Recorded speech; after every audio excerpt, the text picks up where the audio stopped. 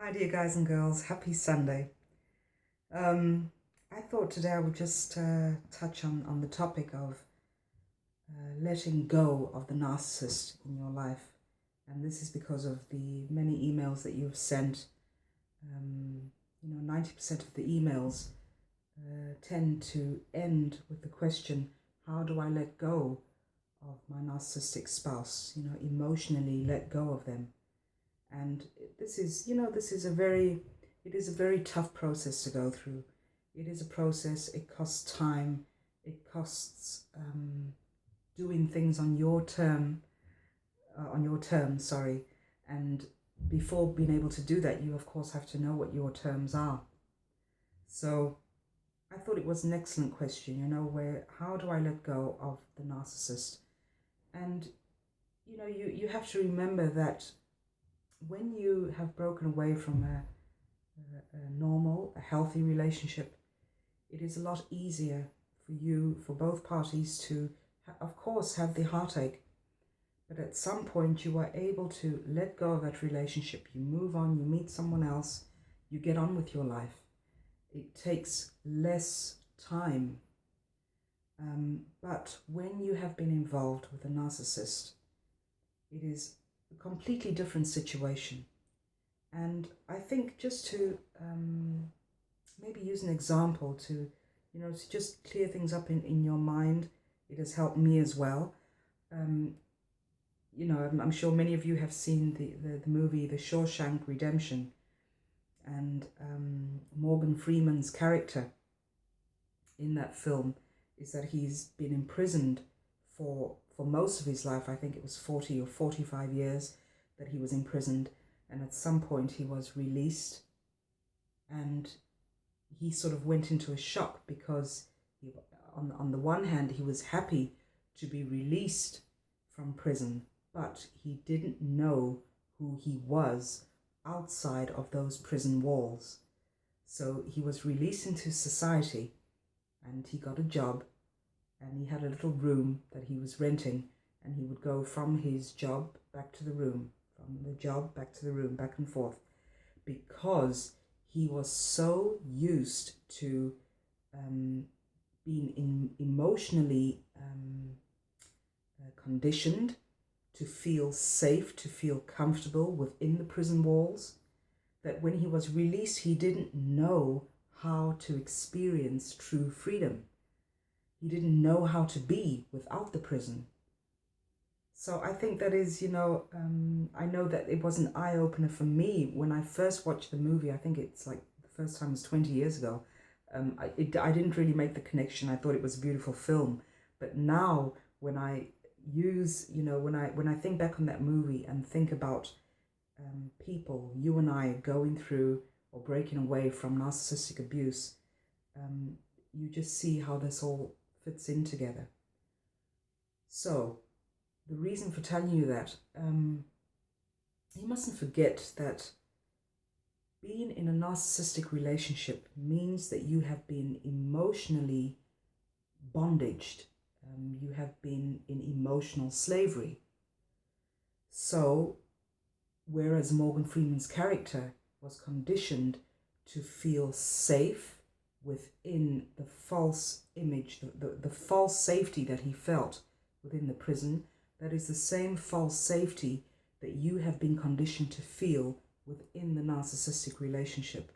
So when you are released from that relationship, when you are actually given back your freedom, you just don't know how to handle that. And this is where all the heartache lingers.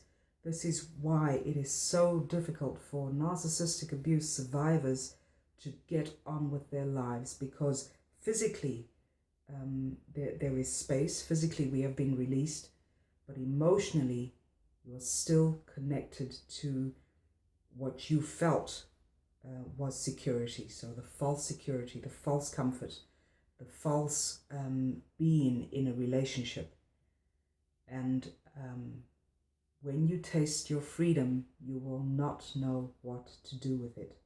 So the steps to letting go of the emotional abuser, number one is that you have to realize and you have to accept the fact that it is going to take time.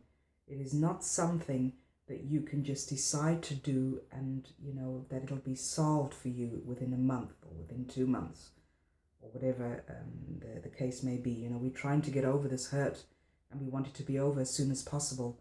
But with a narcissistic relationship, that is just not the case. You need to allow yourself the time to get through it.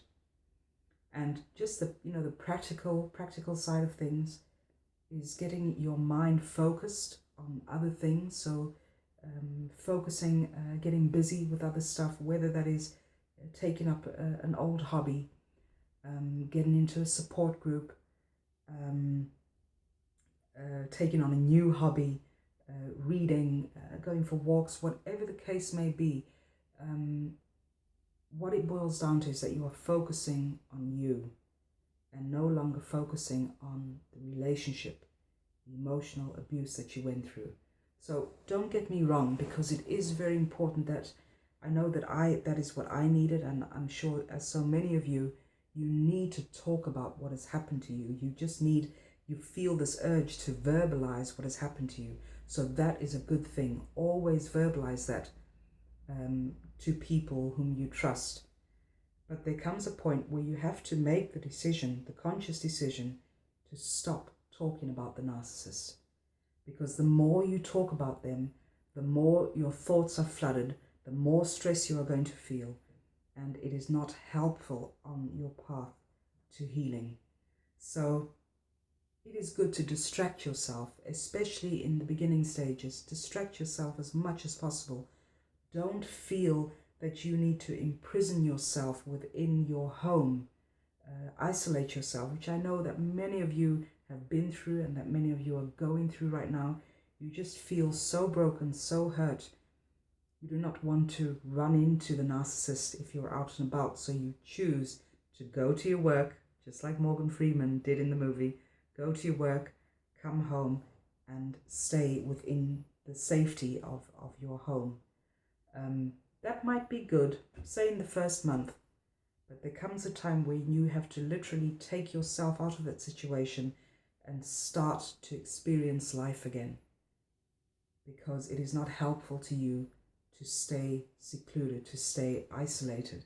And I know this is it is so easy for me to say, but it is so difficult to do. I understand that.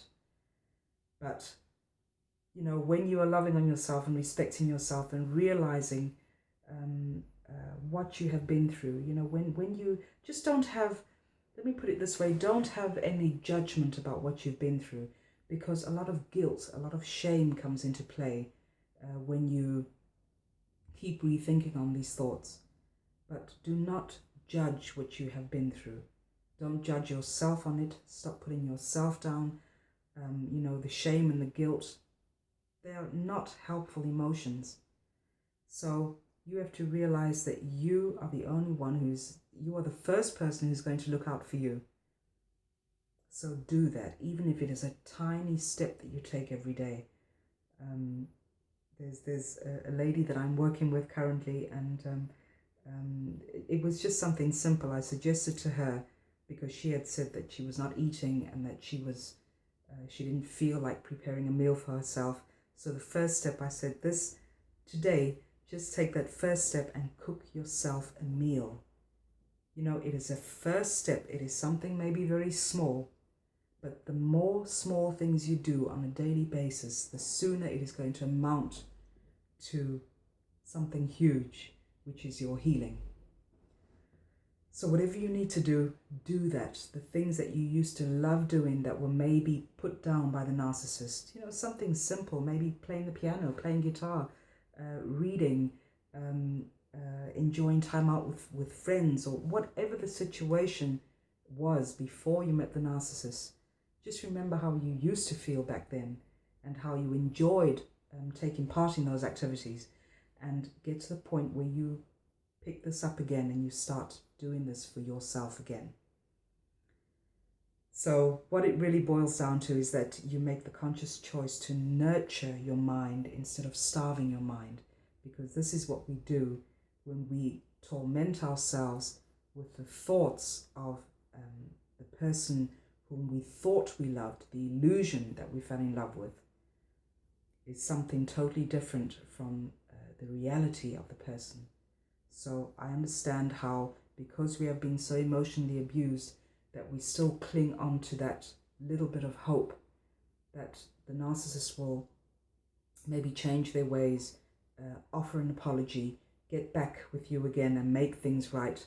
You know, that is the illusion of the whole relationship. So the sooner that you accept the fact that you have been living, breathing, loving with an illusion as opposed to reality, the sooner you are going to get your life back on track. I hope this has helped out a little bit. And please share your stories, share your comments, share this video if you feel that it can be useful to someone else. And please continue subscribing, because I just love to see the way this community is growing and how we all sort of put in our 2 cents and share our stories and just help others along the way. Thanks again for watching. Have a great week, and speak to you all very soon. Bye now.